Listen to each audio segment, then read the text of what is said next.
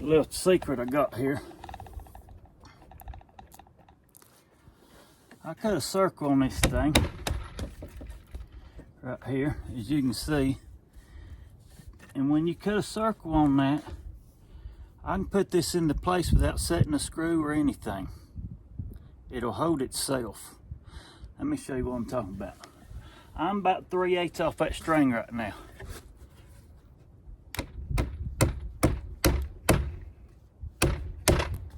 I'm right on the money.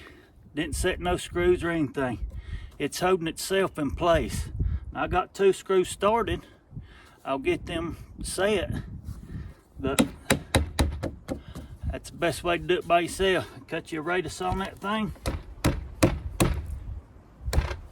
Get it right on your string.